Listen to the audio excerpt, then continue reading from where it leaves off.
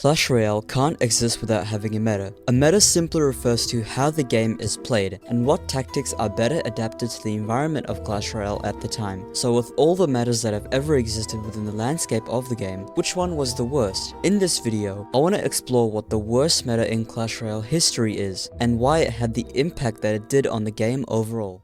In June of 2022, one of Clash Royale's most boring and no-skill metas in the game's entire history thrived due to not only buffs to infamous cards like the Electro Giant, but also nerfs to other cards like the Log, the level 16 Electro Giant meta. But why was this meta specifically so bad that it deserves a spot on this list? To truly understand the circumstances for a long-term infamous card like the Electro Giant to rise to popularity, it's worth looking at what was happening at the time. During the balance changes for June 2022, both the Electro Giant and Elixir Collector were buffed. The Electro Giant had an increase in health by 9% and a 25% faster first attack speed. This buff would give players the opportunity to finally make good use of the unbalanced June 2022 mirror. The reason the mirror at the time was unbalanced is because it would mirror cards 2 levels higher for only 1 extra elixir. This meant that cards would have 21% more health, damage, and most importantly for the Electro Giant, reflection damage. Since at the time reflected damage was not different for crown towers like it is today, a level 16 Electro Giant would reflect a whopping 307 damage to troops and crown towers, instead of 200 that it would do today. This made it absolutely deadly,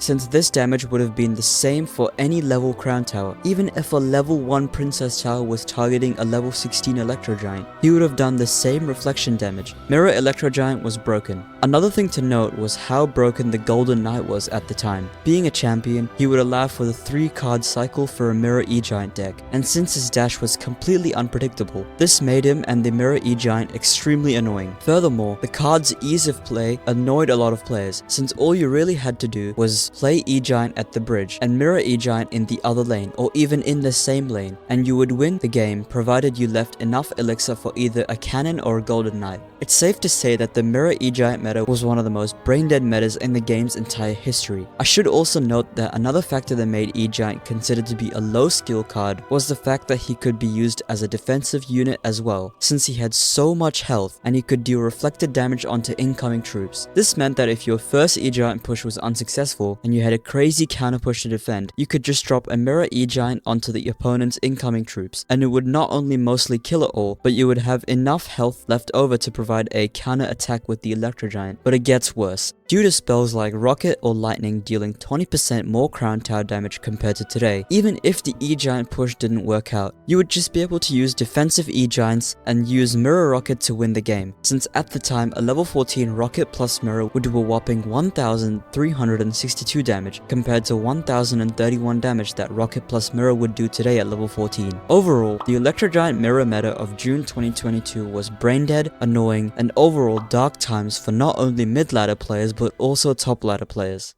The June 2017 Night Witch was one of Clash Royale's strongest cards in the game's entire history, rivaling the October 2022 Phoenix. For only 4 elixir, you had a troop that was capable of surviving a fireball, spawning bats every 5 seconds, which keep in mind were much stronger than today, and solo a princess tower. It was the bats that made her overpowered. The troop itself was kind of a bonus. She paired extremely well with tanks such as the Giant, or most commonly used with the Night Witch, the Golem, since the bats could support the tank as it moved, and also distract buildings such as the Inferno Tower or kill them faster, and even if the opponent killed the Night Witch, she would still spawn bats. The newly released Night Witch would lead to one of the worst metas in the game's entire history, Night Witch Beatdown. Beatdown was already super strong due to the very strong June 2017 Three Musketeers, but the Night Witch was just the nail in the coffin. Not only was she stupidly strong, she was relatively cheap and more times than not was a positive elixir trade, since she countered so many cards that were either the same elixir cost or cost even more than her. Shortly after she was released, she had a whopping 41% usage rate in top ladder, with Golem Beatdown consisting of 10% of top ladder decks, as well as almost 6% of decks being Giant Beatdown, and 5% of decks being P.E.K.K.A. Graveyard Beatdown.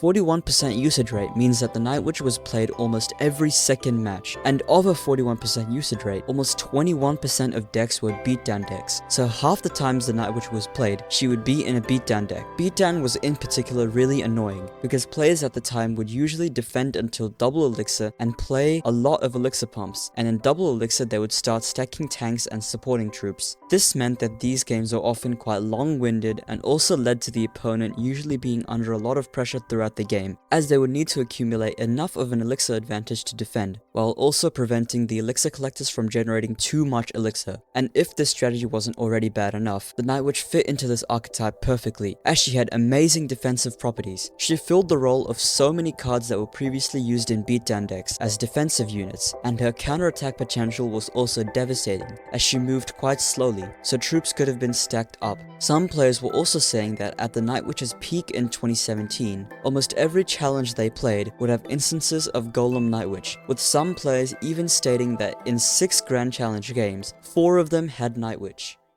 The Little Prince on release was one of the strongest cards in the game's entire history. With the amount of times this has been the case with new card releases, it kind of shows how broken the game has become recently. But the Little Prince wasn't broken because his stats were insane for his cost. It was the fact that he could do basically what the Dark Goblin, Musketeer, and other ranged cards could do for cheaper, but also survive a fireball, and also have a broken ability that could knock back cards and deal hundreds of damage, and spawn basically a knight, while also allowing for the 3-card cycle. Not only did the Little Prince destroy the meta of Clash Royale in late 2023, but combined with the Evolved Knight, Evolved Firecracker, and Evolved Archers, he was unstoppable. Not to mention, the Goblin Giant was also super strong in late 2023 because of the way his spear goblins worked, and the Evolved Knight was even worse. For 3 elixir you got something that could tank tens of thousands of damage and have an extremely high DPS. It's always fun to joke about how the Knight is good stats for the cost, but the late 2023 Evolved Knight was genuinely a 4 to 5 elixir card squeezed into a 3 elixir card, and if a deck didn't have the Evolved Firecracker or the Evolved Knight in it, this was because it had the overpowered late 2023 Evolved Skeletons. This is something that I thought was bizarre. Clash Royale players seem to ignore truly how broken the Evolved Skeletons were in late 2023 because of all the chaos around the Little Prince, but in my opinion, the Evolved Skeletons of late 2023 were the most unbalanced part of the game at the time. It meant that you could overcommit and have no risk of losing, unless the opponent had Zap or Log, which if they did, they would likely have to spend too much on defending and not have enough right away to spend on Zap or Log or arrows, allowing the Evolved Skeletons to shred an incoming push. The Little Prince, Evolved Knight, and Goblin Giant all had at least a 30% usage rate throughout the meta, with the Little Prince reaching around a 75% usage rate and the Evolved Knight having around a 50% usage rate at their peaks. Half of the games in this meta would be against absolutely broken and pay-to-win cards. To really demonstrate the negative impact the Little Prince had on the game, I should mention how he affected usage rates of other cards that fill a similar role to him. The Archer Queen had a 25% win rate and a 1% usage rate, and the Wizard and Witch both had under 10% win rate, which is the lowest win rate of a card ever. Dark Goblin and Musketeer were absent from the meta, and both had around a 20% win rate. The Little Prince destroyed ranged units' chance at thriving in the late 2023 meta, while also ruining Clash Royale by giving rise to a low-skill, repetitive, and mostly annoying pay-to-win playstyle, of which we still have today. What made this meta truly atrocious was the fact that Clash Royale would also add double evolutions to the game at the end of 2023, which amplified how horrible the meta already was. This was a tough decision to put after the previous meta, since I would argue they had a similar negative impact on the game overall, but it's hard to deny that the Elixir Collector contributed to one of the worst Clash Royale metas in the game's entire history. The main reason this was the case was because the Elixir Collector was an extremely versatile card for only being 5 Elixir in 2016. It was extremely low risk to play, but the potential reward you got was so much greater. Getting 7 Elixir for spending 5 Elixir might seem as the same commitment to get 8 Elixir while spending 6 Elixir like it is currently, but the issue was that the Elixir Collector was simply too strong at 5 Elixir. In early 2016, no spell in the game could kill it for a positive Elixir trade, and even if you spent 6 Elixir on Lightning or Rocket, it would still survive with a little bit of health. At least in the current landscape of Clash Royale, you are able to spend an equal amount of Elixir and eliminate the Elixir Collector without spending too much Elixir. But in 2016, the Elixir Collector was almost untouchable without overspending. Having more health than defensive buildings and applying pressure on the opponent was enough to make the Elixir Collector the best card of 2016, and in my opinion, the strongest form of the card in the game's entire history. In fact, it recorded the highest ever usage rate for a building in Clash Royale's entire history, with an 88% usage rate in top ladder in late 2016, despite multiple nerfs it already received. The fact that the Elixir Collector fit amazingly into almost any deck meant that the meta had just become to cycle Elixir Collectors and wait for double Elixir, where you could build a huge giant push or build a P.E.K.K.A double prince push, as it was in early 2016. The fact that there was a building that appeared in this many toxic and low skilled decks in Clash Royale kind of shows how braindead the meta had become in 2016. And the fact that it took Clash Royale almost 7 to 8 months to properly balance the card by increasing its elixir cost to 6 elixir was also just insane, which I mentioned in my video of the worst balance changes. 8 months of braindead and no skill meta, easily one of the worst metas in the game's history. The Dagger Dutchess on release was way too broken considering she was a tower troop. There are so many issues with tower troops being overpowered in Clash Royale, since instead of being cards in your deck that all cost elixir, tower troops don't need any elixir to be played, meaning that if a tower troop is overpowered, then the game becomes extremely unbalanced. But the issue with the 2024 Dagger Dutchess meta was the fact that it allowed decks like Giant Beatdown and Lava Hound to dominate the meta, since she would lose her overpowered ability after 8 shots, and these cards could easily tank those shots. And since the Giant previously received a pretty big buff to its range, the meta that would follow would be absolutely insane. The Giant had around a 30% usage rate in Grand Challenges throughout April 2024, with the Lava Hound and Golem also having around a 10% usage rate each. This meant that out of all the decks being played in that season, half of them were beatdown decks, but it gets worse. The other half of the decks that were played that season would be broken cheap cycle decks that had the broken Evolved Bomber and the broken Goblin Drill, with the Evolved Knight maintaining a 25% usage rate. I should also note that the Evolved Zap at the time was in its strongest state, dealing close to fireball levels of damage to troops for just 2 elixir. The overpowered April to May 2024 Evo Tesla doesn't help either. Both Evolved Zap and Bomber had around a 50% usage rate throughout April 2024, and the Little Prince had around a 45% usage rate. The Evolved Bomber in April 2024 was one of the most obnoxious cards I've ever seen in my time of playing this game. If you made one mistake, you'd be at risk of losing thousands of damage on your tower because of the annoying double bounce. I also think that it's insane that a win condition like the Giant can have such a high usage rate, especially since win conditions are meant to be niche additions to decks, and it shouldn't be that a win condition fits into multiple decks this well. And since the playstyle of Giant Beatdown and Dagger Dutchess was slower to delay to double elixir, games became way too long-winded and low skill. It was so hard to push into the Dagger Dutchess in single elixir because you needed to build a big push before you had the chance of dealing consistent damage. Playing Clash Royale that season really frustrated me, since the Dagger Dutchess was way too strong, and any fun cheap cycle decks would be completely countered by the Dutchess. She reloaded way too fast and she killed almost every 3 to 4 elixir card without needing extra elixir to be placed. And to top it off, it took Clash Royale almost 3 months to properly nerf her. This is definitely one of the worst metas of all time. In the October 2019 season, Clash Royale would be dominated by 3 overpowered cards: the Witch, the Night Witch, and the newly released Elixir Golem. I should note that all of these cards were in one of their strongest phases in the game's entire history. Starting with the Witch, I made a mention of this in my video of the worst balance changes, but essentially, Clash Royale increased her melee damage by so much that she was basically a musketeer that dealt area damage while being able to spawn skeletons. She filled the role of so many cards and was able to solo a princess tower. This was the strongest version of the Witch in the game's entire history. Moving on to the Night Witch, she was given her 4 death bats back from 2 death bats from the September 2019 season, meaning she was in a similar position to her original 2017 form, except she had lower health and damage. This version of the Night Witch was an absolute menace. Anytime she had more than 2 death bats, she was absolutely broken, and this was not any different. Finally, the Elixir Golem. The October 2019 Elixir Golem was almost a joke for how strong it was. To start, the October 2019 Elixir Golem wasn't even officially released, since only players who were able to beat the challenge were able to unlock it. So it meant that only the skilled or pay-to-win players were able to use this version of the Elixir Golem. Since it wouldn't really make sense for Supercell to nerf a card before it was even released, since it would have just been an overreaction, and then the card would be dead on arrival, this card remained absolutely overpowered throughout October 2019. Given how strong each of these 3 cards were, it's an understatement to say that they dominated the meta. The Elixir Golem dealt so much damage, and it was so hard to defend properly, since it would split into 2 smaller golemites and then 4 elixir blobs, which for some reason not only had so much health, but they also did a crazy amount of damage. The fact that the Elixir Golem only gave elixir back to the opponent on the final stage meant that if you could prevent it from ever reaching that final stage, you had a deadly push.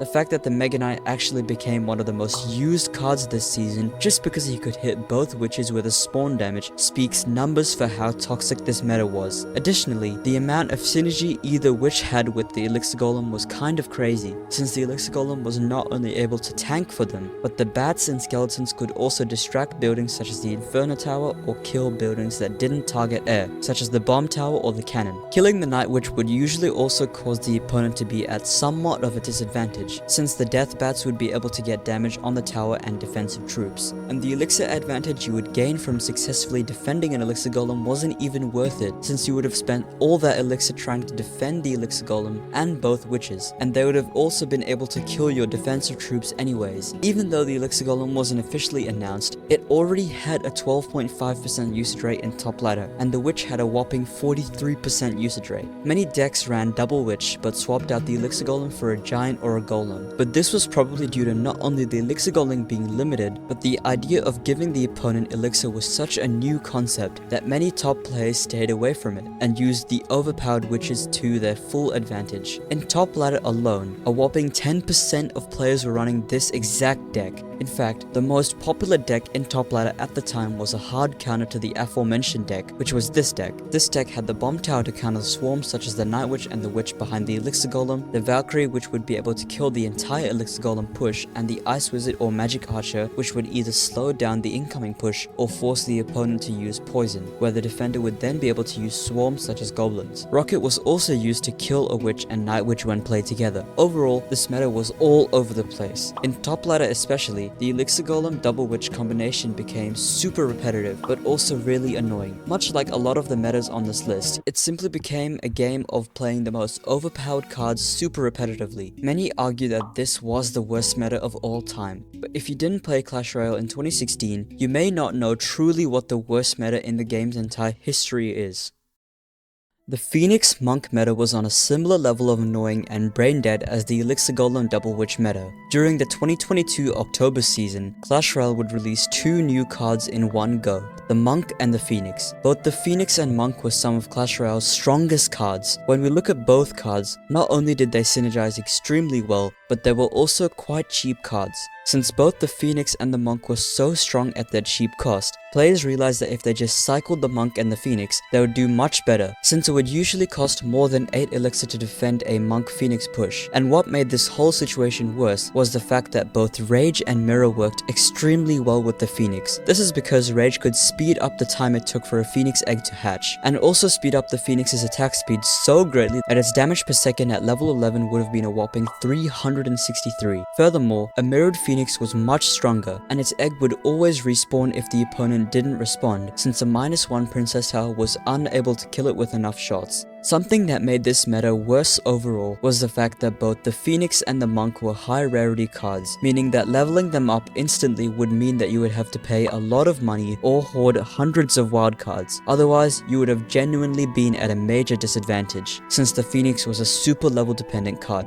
Both the Monk and the Phoenix were just so versatile that they could fit into almost any type of deck and improve that deck's performance. Embarrassingly, one of the popular decks at the time was literally just minor Monk and Phoenix cycle, and even more embarrassingly was when a 1.9 Monk Phoenix cycle deck with Rage and Mirror was trending on Grand Challenges. A simple way to describe this meta was brain dead and boring. The objective of most games had just become to cycle as many Phoenixes and Mirror Phoenixes and Monks. If it's not evident on the influence that these cards would have on the meta, then it's no surprise that at the end of the October 2022 season, before either the Phoenix or the Monk was nerfed, the Phoenix had a 77% usage rate, and the Monk had a 53% usage rate. In fact, the dominance of these cards also directly caused the usage rate of the Mirror and Rage to shoot up to 40 and 24% usage rate, which previously was some of the lowest used cards in the game. Usage rates and win rates of already balanced cards such as the Minions, Mega Minion, Valkyrie, and Prince plummeted to below 5% due to how strong the Monk and Phoenix were. Not only were they used much less frequently, they were directly making already balanced cards seem worse than they already were. I think there are some metas that I haven't talked about that if I didn't, then I would get a lot of comments about how I didn't include them. So here are some honorable mentions that I didn't include in this video that could contend for being one of the worst metas in the game's history. The Goblin Drill meta of 2021.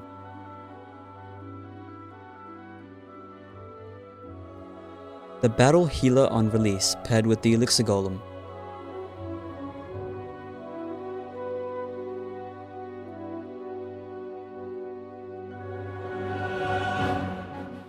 the spawner meta of 2020. The Elite Barbarians meta of late 2016 to early 2017. The Royal Ghost meta of 2018.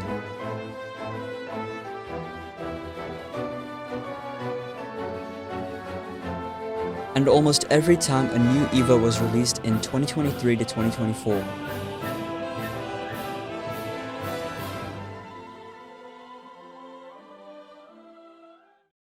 This video just cannot be completed without making mention of the giant poison meta of 2016. By far, based on my research, every mention of a bad meta had people talking about giant poison, every time. But why? Why was the giant poison the worst meta of Clash Royale's history? To understand why, we need to understand truly how strong both the giant and poison were during 2016. I'll start with the poison spell. From around August till the end of 2016, the poison spell was in its strongest state probably ever. I would probably say that it contends the April 2024 Evolved Zap or the newly released Goblin spell as one of the strongest spells ever. Comparing it with the current day poison, we see that it had a longer duration, dealt more crown tower damage, and despite having the slowdown effect that it does today, it was the only spell to have a slowdown effect at the time. But the giant of mid to late 2016 was also extremely annoying, mostly due to the fact that he had so much health and dealt insane amounts of damage. The main counters to the giant at the time were either the mini P.E.K.K.A or guards. The poison would not only be able to almost kill the mini P.E.K.K.A entirely, but also completely kill the guards, but also slow them down substantially.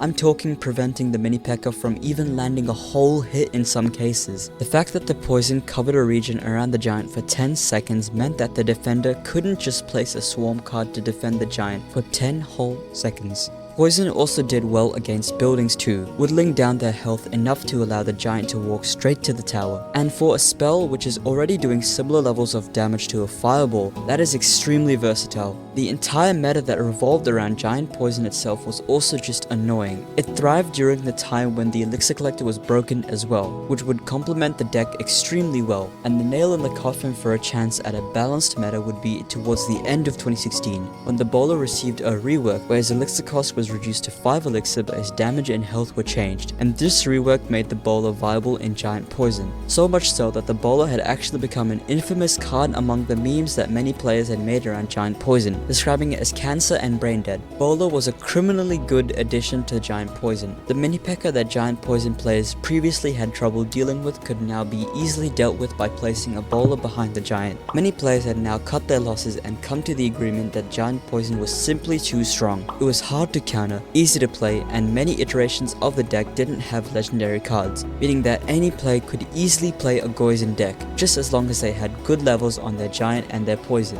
I haven't even mentioned how broken the Mega Minion was in late 2016, which was just an insane air defense and made the meta even more low skill. I think that the late 2016 meta was honestly more chaotic than the 2024 Giant Dagger Dutchess meta. It had more overpowered cards, it had less variety of cards to counter the giant, and it also had a much larger gap between pay to win compared to today, since many higher rarity cards were harder to obtain than others. It annoyed me that a simple 9 elixir combination could be so deadly for the game as a whole. Even with me saying all this about giant poison, I still feel that many players wouldn't be able to visualize how toxic the game was. Think about the broken Monk Phoenix meta of 2022 and combine that with the Dagger Dutchess meta I mentioned earlier, and throw in the Day 1 Little Prince, and you have a similar representation of the giant poison meta. And keep in mind here, the meta would maintain popularity for 4 whole months. In fact, Giant Poison was the most played deck in many Clash Royale tournaments that year, and despite it being so predictable, the fact that there was simply no hard counter to Giant Poison shows how bad the meta was. Many players comment that the Giant Poison pairing had an 80% usage rate in top ladder. This means that almost every game you would face had the same brain-dead, overpowered and toxic version of the same deck. Definitely the worst meta of all time in my opinion. And unless Clash Royale releases a card that is stronger than the Phoenix in the future and doesn't nerf it for at least 2 months, I don't think we will ever see a meta like this ever again. I hope you enjoyed this video though. Thanks for watching.